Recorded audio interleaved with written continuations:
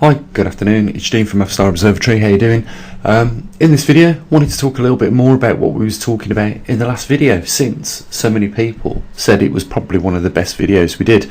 Despite that, it was probably the worst video for raising revenue. I don't know how it works sometimes, guys, I really don't. But I thought, being you enjoyed that, we would probably expand a little bit more on the topic of, imbalanced rotational axis, like we was the other day. And I watched the video back myself and read all the comments, and people really enjoyed it. And one of the things I noticed is that whilst I was watching that video myself, I noticed that most of the volcanic activity occurs over the northern hemisphere of the equatorial line. There's a few other things that I wanted to point out, and that's why I brought up this little map of the Earth, and you can see clearly in the centre there the red rotational axis line, or the equatorial line. And one thing that I noticed was the mid-Atlantic ridge breaks almost at the centre point and then continues down more aggressively like it does over the northern hemisphere. So you've got the mid-Atlantic ridge in the centre of the Atlantic Ocean. You can see the ridge at the top, and it fades out as it passes, if you like, the Brazilian coastline, and then continues to get a little bit more aggressive down there in the southern hemisphere. There's a reason why I've brought up that point, and I'm talking about the volcanoes that are eruption over the northern hemisphere more than the southern hemisphere. You can count probably 5. I know you can't see the one in Antarctica, but there's always one erupting in Antarctica as well. Why is there no activity over Canada with regards to volcanoes erupting? That's a strange thing to notice. And why do we have around Brazil, in between Brazil, or covering the continent of Brazil and South Africa, why do we have the mid-Atlantic anomaly? There's no volcanic activity there, is there? There's no volcanic. There is in Chile, you can see that in South America. You can't see nothing erupting in the Brazil region. And if we look at the mid-Atlantic ridge, it fades out over that region as well. And it just so happens that we have zero or very low magnetic intensity in that region. It's the lowest region, that's why it's called the mid-Atlantic anomaly. But we don't have no volcanoes erupting over the continent of Canada, but we do have quite a few all around North Africa, China, all the way up the eastern coast of Russia. And it should come as no surprise, guess what, the magnetic North Pole is aiming towards central Russia, or just below the Arctic Circle there. And yet that's where all the activity is taking place with regards to volcanic activity, where we get low volcanic activity, and we can consider the mid-Atlantic ridge to be volcanism in some forms, although it's like a volcano which is erupting along the ridge, probably 6,000 or 7,000 miles long, and has a little break around the equatorial region. But there again we have the lowest intensity. So I'm thinking that there's a picture being drawn here with regards to obvious activity that we can see with volcanism, and obviously the lack of activity around the equatorial region with the mid-Atlantic ridge. We get zero or very low magnetism. If we look over Canada, no volcanoes erupting over Canada, and guess what? There's a depleting intensity over Canada right now. So maybe what we're seeing is what is a sign of something that is taking place in our core. Now, if I was talking about in the video, if we had a shift probably about 15% of mass that was moving towards the northern hemisphere, we'd start to get that same effect, which would cause a rotational axis shift. And then I thought to myself, well, hang on a minute, there's another thing that's actually taking place here. We're not just rotating on the spot, we're actually orbiting the sun at 64,000 miles an hour. So maybe that would alter that effect, where there's an imbalance over the centrifugal direction or the equatorial direction, and therefore it sets up that rotation over the axes. So where am I going with this?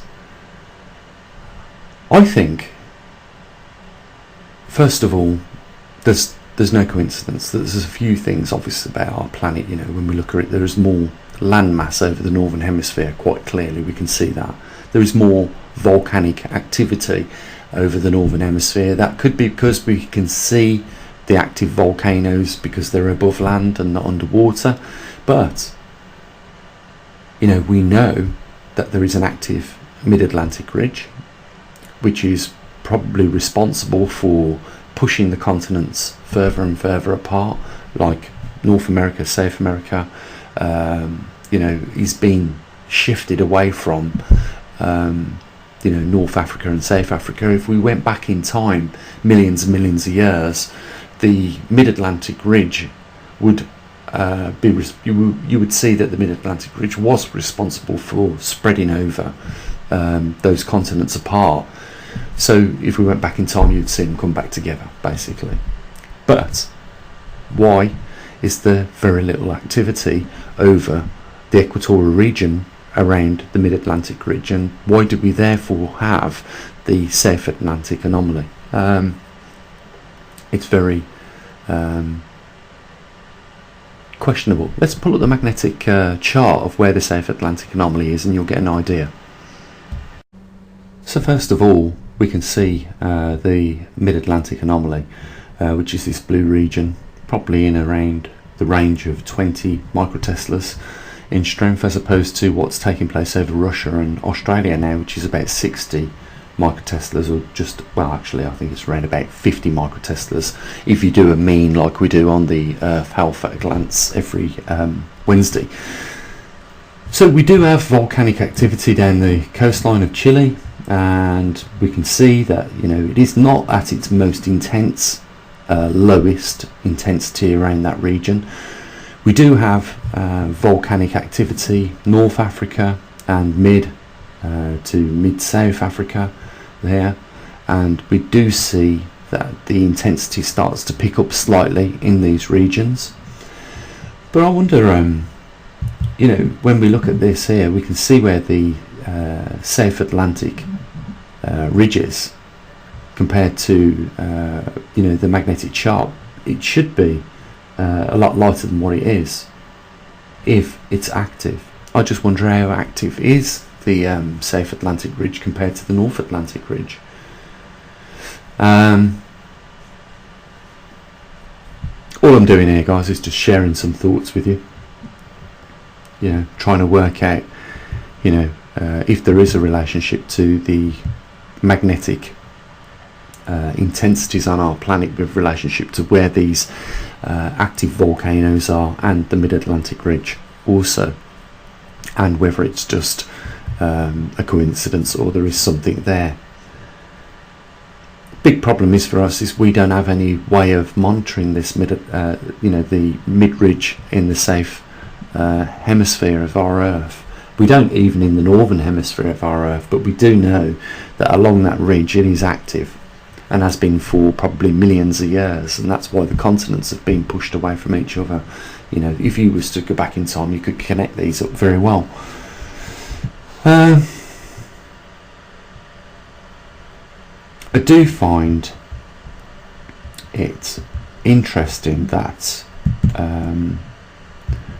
over the equatorial line there does appear to be more volcanic activity over the continent of North Africa, China, off the coast of China and Russia here. Not so much inland as what we have seen in previous years. We do have major intensity occurring over Russia, which is in the vicinity of these volcanoes that are erupting. There is a lot of activity around Australia, which would suggest that, you know, volcanoes in close proximity to continents that have high intensity could possibly be related. We've got the mid-Atlantic ridge, which on that chart there that we was looking at seems to be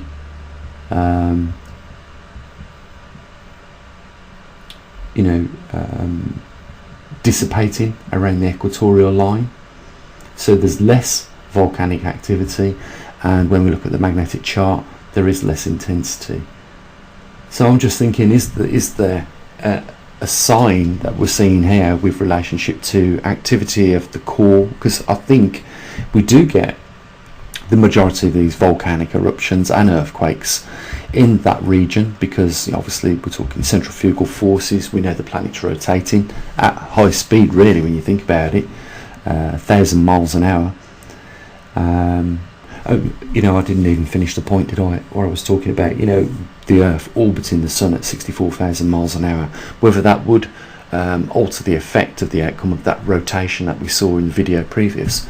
And then I thought, well, hold on a minute, the ISS where these experiments was being carried out on is also travelling about 17,000 miles in a specific direction anyhow, and that didn't affect the results of the experiment.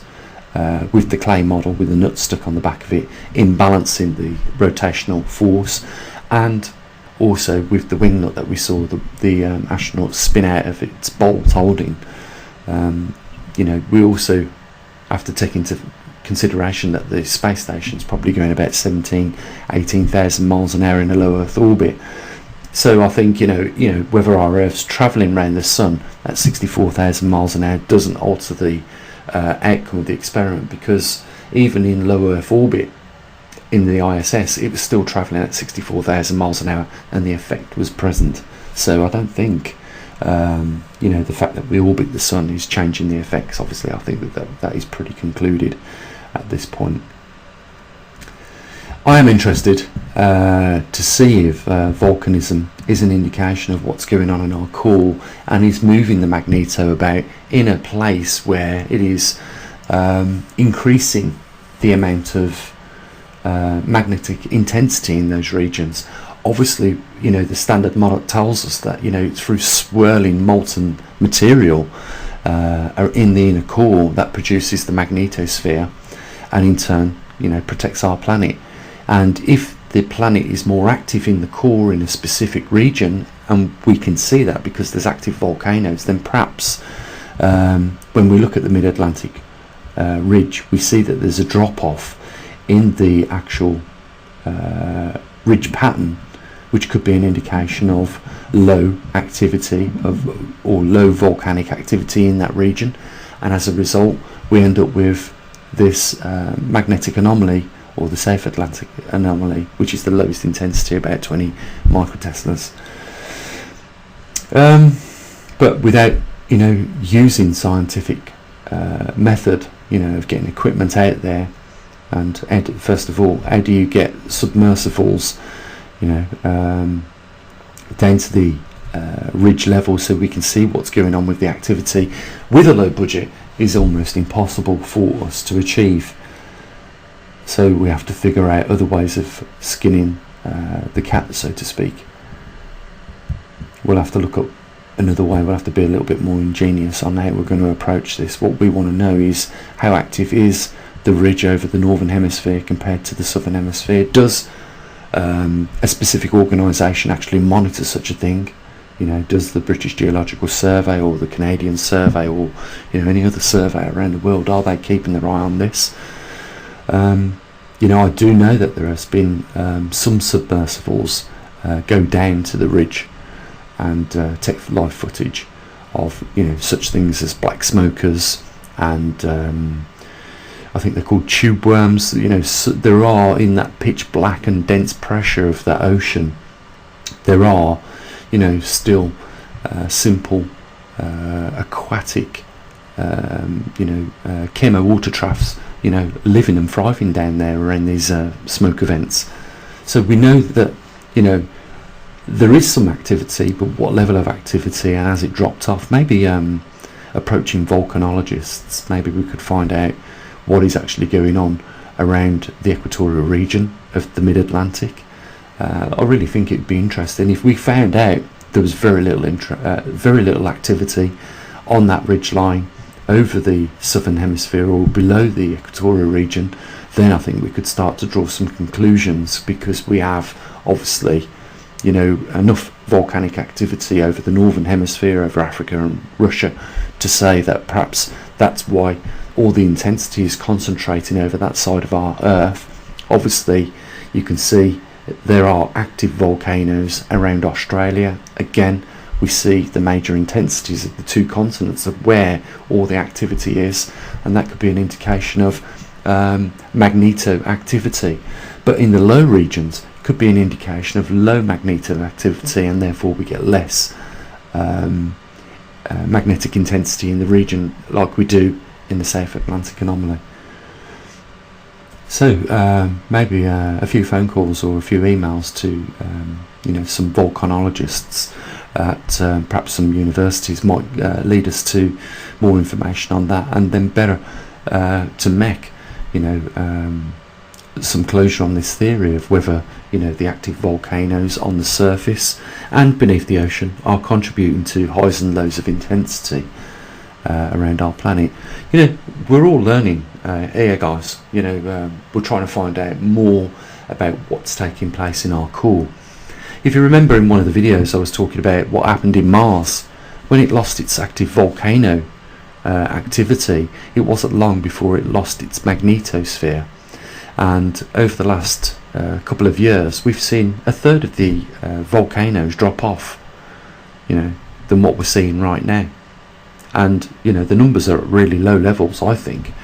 And you know, when you look at what has happened with regards to the regular magnetic pole reversals that took place, you know, the last one 780,000 years ago, but before that every 350,000 years or thereabouts we used to go through a reversal. So there's a delay in 500,000 years, nearly, well, 500,000 years. And you know, what I'm trying to figure out is, you know, is this something that we really need to be concerned about if we are at this same time seeing a reversal take place after such a long period of time? I think, you know, and I've said this before, I don't think we should classify this as a standard reversal because of the delay that's taken place. I think we're in for something else, because this is unlike any other magnetic reversal that we've had at this point in time. We still don't know also whether we're looking at an excursion or we are looking out at something even much worse. And when I say that, you know, I'm talking about what has happened to one of our neighbouring planets. When you lose the core activity, you lose the volcanism, you lose the magnetosphere, then you lose your atmosphere, then you lose the water on your surface. We know from studying Mars and its terraform, it had water on its surface, because when you look at those little veins, we know that that's weather erosion or water erosion that has taken 10,000, 20,000, many thousands or even millions of years to erode those river lines, just as it has on our own planet. Excuse me. So, you know, perhaps beginning of next week, I'll see if I can get hold of a volcanologist, and we can get some more clearer information as to what's going on with regards to the northern hemisphere of the mid-Atlantic region, the southern hemisphere, and you know, with a better understanding of what's taking place with regards to the activity of that, we can then start to draw some conclusions as to whether, you know, the lack of activity with regards to volcanism is an indication of, you know, what is taking place in the core with relationship to our magnetosphere. So tune in, guys, let's explore this avenue. At the same time, you know, we're collecting data from Australia. We're on both coastlines of Australia. It's a massive continent. We're on the east coast and the west coast, in Perth and in the Gold Coast. I believe we're due some data from Richard there on the Gold Coast. We also cover data that is coming from one of our magnetometers in Hong Kong, and we've got one in Arizona and one in the active region right now on our Earth in Canada. And you know, I'm still trying to get one secured for Brazil and Russia. It's just not very easy, you know, to do in these countries at the moment, and I'm sure you can agree and understand why that is. Main thing is, guys, is that we need to be supported. Obviously, we're probably talking more openly than any other organisation dealing with the magnetic reversal right now on this planet, and we're relaying that information back to you. We've got a dedicated website, and we are very proactive in what we do. It'd just be great if, you know, when we do, you know,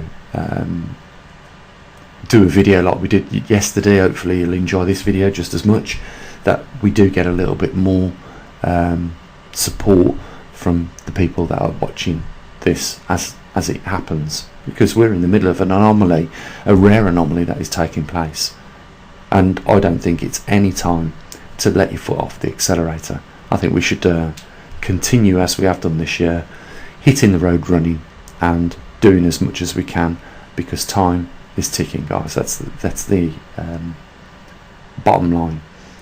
So there's a link down there in the description. Let's try and get some more patrons as well going, guys, because we've lost a few over the last 4 or 5 months. It'd be great to see them numbers creeping back up. You know, we're under a lot of attack, obviously, from these sites like we're on at the moment. Don't have to mention the name, but you know, they are like all the other social media websites that you can, you or an average person can turn up on. You know how much censorship is going on with all this information and other topics right now. It seems really unfair. It'd be nice if, you know, some people would step forward and support what we do, just to show that, you know, we're not alone. So links down there, guys, if you want to help support. And why not pop over to Poleshift News? Lots of stuff on there on these anomalies that you can go and have a look at real time. Only one other thing to say, guys, and that is enjoy your weekend, and I will be back at some point, hopefully with a bit of information from a volcanologist on what's going on down there in the South Atlantic anomaly. As always, bye for now.